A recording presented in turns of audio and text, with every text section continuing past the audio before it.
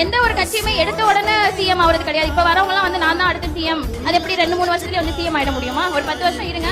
அண்ணா சொன்ன மாதிரி அவங்களுக்கு பழக்கமே படாத ஒரு இடத்துல வந்து அரசியல் கட்சி எடுத்த உடனே ஆகலையே. அவர் திமுகவுல இருந்து அதன் பிறகு கட்சியில இருந்து விலகி வந்து தானே சிஎம் ஆனாரு.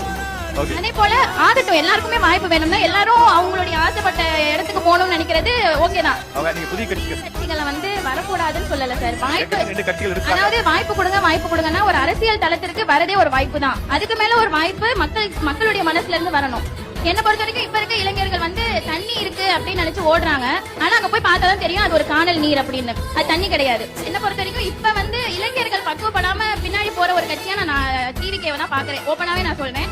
ஏன் அப்படின்னா நிறைய அசம்பாவிதங்கள் அங்க நடக்குது. நிறைய இன்னைக்கு கூட முந்தானத்து கூட செங்கிப்பட்டியில நடந்த மாநாட்டுல ஒருவர் விபத்துக்கு உள்ளாகி முந்தானே தான் இறந்து போயிருக்காங்கிற செய்தி நம்ம கேட்கிறோம். அப்படி பக்குவப்படுத்தப்படாத ஒரு இளைஞர்களை வைத்துக் கொண்டு ஒருவர் அரசியலுக்கு வரது ஓகே. ஆனா ஒரு சிஎம் ஆகி அடுத்து என்ன நடக்கும் அப்படிங்கிற கேள்விக்குறி இருக்கு. பக்குவப்படட்டும், 10 வருஷமோ 5 வருஷமோ அரசியல் இருக்கட்டும்.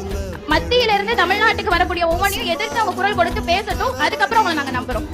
எந்த நோக்கத்துல எதை பார்த்து நான் ஓட்டு போடுவேன் அப்படின்னா, மதவாத சக்திகளை எடுத்துக்கொண்டு இனத்தை வச்சுக்கிட்டு அரசியல் பண்ணக்கூடியவர்களை விட்டுட்டு எனக்கானது செய்யக்கூடிய சமத்துவம், சமூக நீதி, சுயமரியாதை, மாநில சுயாட்சி பற்றி பேசக்கூடிய அரசியல் கட்சி எந்த அரசியல் கட்சியா இருக்கோ அந்த அரசியல் கட்சிக்கு தான் என்னுடைய ஓட்டனம்.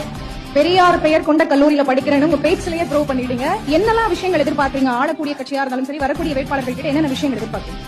அதாவது மாற்றம் வேணும் அப்படின்னு சொல்லி புதிய கட்சிகளை போய் பார்க்கறதை விட இருக்கக்கூடிய அரசியல் கட்சிக்கிட்டே நமக்கு தேவையான எல்லா வலிமைகளும் இருக்கு, நமக்கான அனைத்துமே செய்யக்கூடியவர்களா இருக்காங்க. பொதுவா பொதுமக்கள்கிட்ட இருக்கக்கூடிய கருத்து என்னவா இருக்கு? சட்ட ஒழுங்கு சரியில்லை, நிறைய பெண்களுக்கு பாதுகாப்பு இல்ல அப்படின்னு சொல்றாங்க.